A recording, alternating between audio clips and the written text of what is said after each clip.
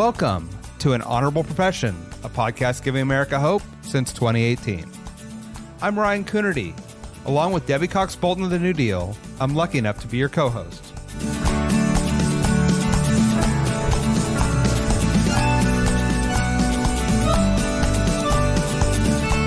An Honorable Profession is a New Deal Leaders podcast. The New Deal is an organization that supports the next generation of American leaders. From attorneys generals, to state senators, to mayors, to school board members, these are the people that are pushing policies and politics that will respond to climate change, rebuild our economy, address racial injustice, and restore our democracy. These are incredibly talented people who have dedicated themselves to public service when their country and their communities need it the most. Check out NewDealleaders.org to see what I'm talking about. Hello, and Honorable Profession listeners. I'm Rachel Walsh, and I'm the producer of the podcast.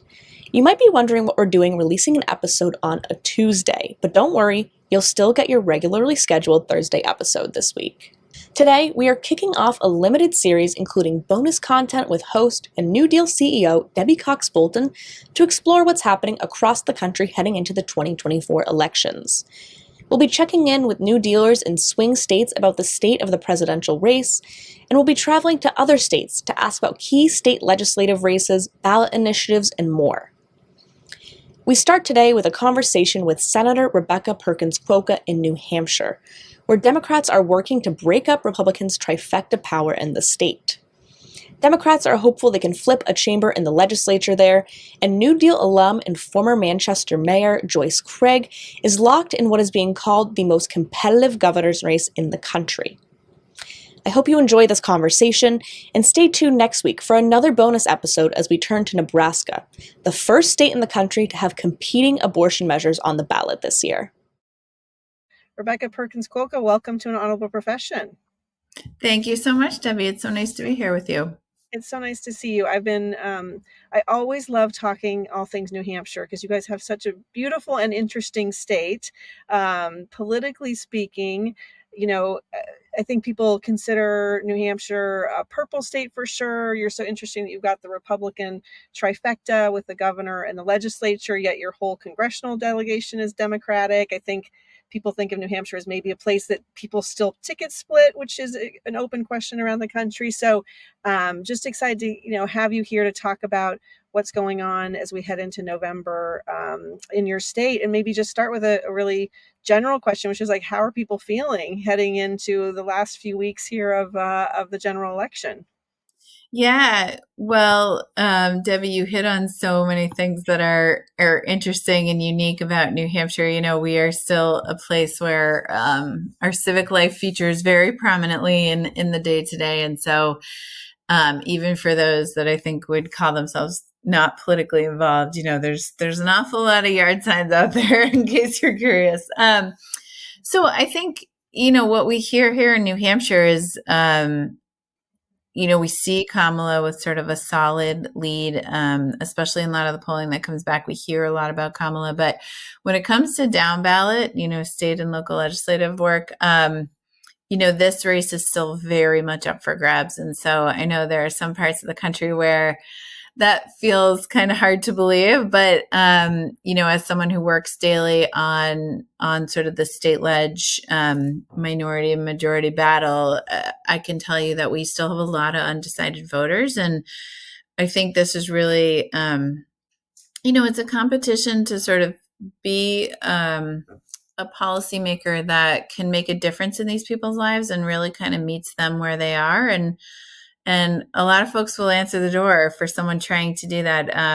But I find our New Hampshire audience to be pretty discerning on, whether you're checked into their priorities or not. So, a lot of what I've been doing now, I'm in a fairly safe seat, is working with some of these other state Senate candidates across the state that are first-time candidates and are kind of trying to engage in this persuasion election. And they've heard, they've got stories from, please leave me alone to, get off my porch that have resulted in good conversations and in some cases have become supporters. So I think the New Hampshire voter is very much open to the conversation, but but you really have to do your job. Yeah. Well, and let's talk a little bit about the legislature. I feel like nationally speaking, when people are talking about possible pickups for Democrats, they're looking squarely at your state as a place where Democrats might be able to pick up a chamber. I'll say or two. I don't know. You'll tell me if that's true. But for people who are not aware, another fun fact, my favorite thing about New Hampshire, largest legislature in the country, 400 seats in the House. And you guys have had a wild year, right? You've had like switching back and forth, and you've had many special elections, and I think Democrats have actually done pretty well, as I recall, since 2022, maybe winning 7 of 9 specials or something like that. So I guess my question is, where do you feel like things sit right now when you think about your chances for taking back particularly the House, and what do you think Democrats are going to have to do to win that? Yeah, no, I appreciate the question. And I think the House is where a lot of the attention is because of, just a lot of work that's been done in that chamber to really kind of modernize and professionalize the election operation. And so they've seen a lot of success in making sure that they're on the ground in the places they need to be. They've got a good list of targets. And so we're really kind of hopeful to see them pull it across the finish line this time. They had a really tight margin last cycle. And so it resulted in, as you talked about, Debbie, sort of what we refer to as a power sharing arrangement. So our committees were 10-10. They were, for the most part, chaired by Republicans, but they sort of reflected the fact that there was a balance of power that could shift day to day. And so depending on how many Democrats or Republicans showed up on a floor day, we would see gun violence legislation defeated or supported, and same with reproductive freedom and other issues like that, education, voting rights across the board. So the House was, definitely a source of leverage for us this year, even though they remained in the minority. Again, both parties sort of recognized that we needed to work together. And so when it came to the budget in the first year of our biennium, for example, we were able to, as Senate Democrats, sort of work together with House Democrats to really be partners at the table in that negotiation. And I think that sort of setup really carried through a lot of different issues. And so I actually found this to be a very bipartisan 2 years, and was able to get 2/3 of my bills, out of the Senate on a bipartisan basis. And so I'm hopeful that as we come back in the fall, that we do see the House pull this across the finish line. The Senate has some tough maps, so we're working hard. But, we may get to a tie, which again would change the dynamic. And I think we see a governor's race that just got called today, the closest in the country. So New Hampshire is an interesting place. Democrats did win the majority of the vote across all 3 chambers in 2022 by decimal points, 50.2, 50.3, and 50.5% of the vote. But we remain in the minority due to gerrymandering. And so it's just... It is a place to watch in terms of a photo finish, I think. Yeah, absolutely. Well, I would be remiss to not mention, of course, that New Deal leader Joyce Craig is running for governor. So we are super excited about that race. I mean, how do you feel like the issues there are shaping up? And again, like what, maybe both for the governor's race and for your own work in the Senate and the House, like what do you think is most on the minds of New Hampshire voters, and like what's going to drive them to the polls? Yeah. So I think when we look at the governor's race, a lot of the feedback I hear is either, we had Chris Sununu for 8 years, and we call him sort of Teflon Chris, right? There was a lot of sort of partisanship that didn't sort of seem to stick to him. And so Kelly's very much trying to shape herself in that footprint. Let's keep New Hampshire moving in the right direction. But we haven't heard a lot of ideas from her in terms of the most pressing issues. When she was asked about housing, she sort of demurred and said it was a local problem. And so that's a top issue for all of our small businesses, for our chambers, for a lot of residents. And so I think it feels a little out of step with the average person. I think Joyce has really been able to, come across as sort of a solid and experienced executive, who really understands the policy space. As someone who's worked closely with her campaign, I think she's run a pretty textbook campaign and has spent a lot of time with the voters and just getting to know them. And so I know for folks that, that sort of reach out to me for thoughts about what to do, Joyce has had that executive experience. And I think it matters to run our biggest city in the state it's different than being in any other position. And so I'd love to see how she can sort of expand some of the work she's done in Manchester,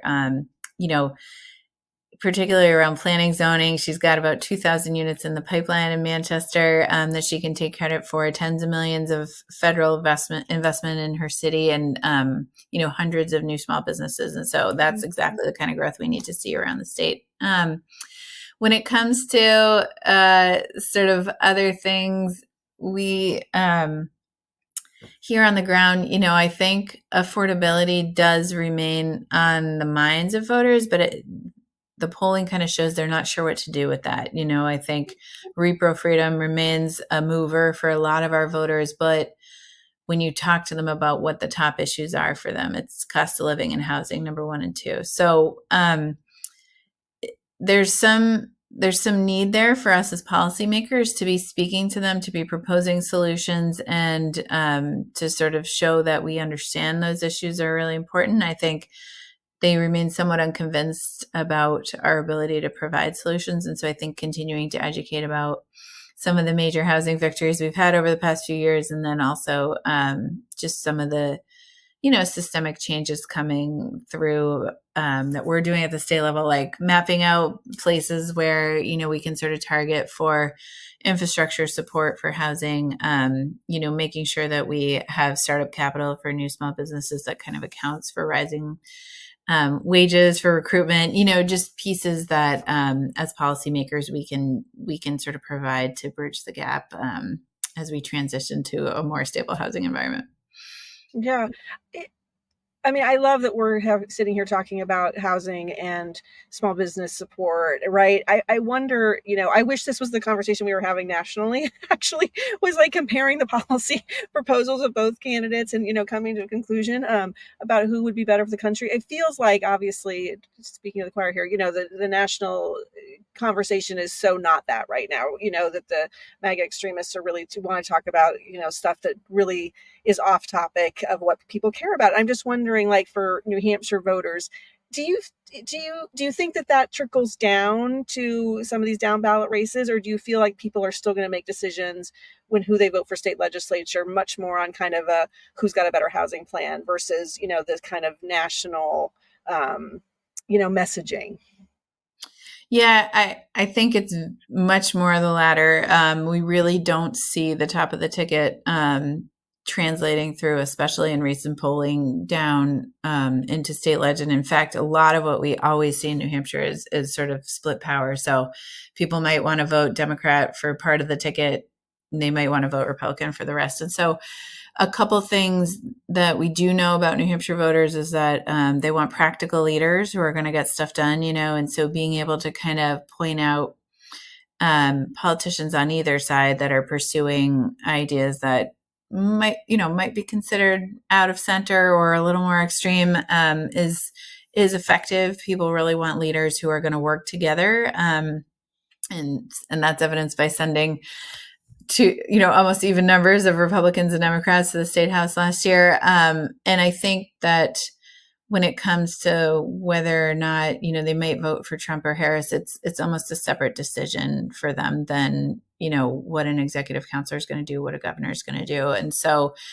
we really find that the top of the ticket for us in state leg is this governor's race. And that's kind of a referendum on the state parties, the state issues, and how we've performed in the legislature. And so, I think to some degree as Democrats, a lot of us that are on the organizing side, our job is to make sure that people don't feel artificially safe, like our work has been done for us by Kamala Harris. I think we really, all the data shows us we need to do our own work and make our own case and talk to our voters about our races. Yeah. And maybe just wrapping up here, I talk a lot all the time about how important state legislative races are, and there's issues that are happening across the country, from democracy to choice to, to economic issues that we were talking about. So when you talk about that, when you tell people like why it's so important that Democrats take control of the legislature if possible, like what are those issues that you're saying will be different, or what are what are those, what's at stake, I guess? Yeah. I mean, it's absolutely a woman's right to make her own healthcare decisions. That's number one across all of our districts. We are also seeing that the way sort of housing and cost of living comes through is a little bit of pushback on just corporate greed and, sort of greedflation, and talking about like being on the side of the average person versus some of the, economic forces that are at work out there. And I also think, depending on what district you're in, we've seen a lot of strong testing on environmental issues. So, PFAS is an issue here, like it is in other places. These sort of forever chemicals that are now increasingly classified as hazardous substances, keeping our climate safe. We have a huge recreation economy here in New Hampshire. And so making sure that the towns and cities up north can survive, that we don't have cyanobacteria blooms on Lake Winnipesaukee, and just sort of making sure that we're taking care of the natural resources that are the reason so many people live here. Are issues here that I think, especially on climate, differ a little from what you see on the national scale. But we see our candidates sort of hearing that on the doors. And then I think there's also just a return to rationality. We've had some state legislators that have used their position to be a little more divisive, to kind of dig into the national culture wars. And so messaging around, especially like, this is what Democrats have been doing while Republicans have been wasting time on culture wars. That's a really powerful message that we do see movement on. So I think it bodes well for our country. We do need a return to rationality, and our voters see that and want that. And so it's our job as leaders to get them there. But, I think all things point to New Hampshire going in a pragmatic direction, which I think is great. So wonderful. Well, thank you so much for spending some time with us to talk about what's happening as we head into this. I think we're all going to be happy to hopefully turn a page in a chapter and get this election behind us. But, I hope you're right. And we'll all root for that kind of pragmatic problem solving approach going forward. So thanks for spending some time, Rebecca. Yeah. Thank you, Debbie. An Honorable Profession is a New Deal Leaders podcast. Thanks to the team at New Deal for producing this episode. We encourage you to bring honor to public service, and because we keep things honorable, no tax dollars are used in the making of this podcast.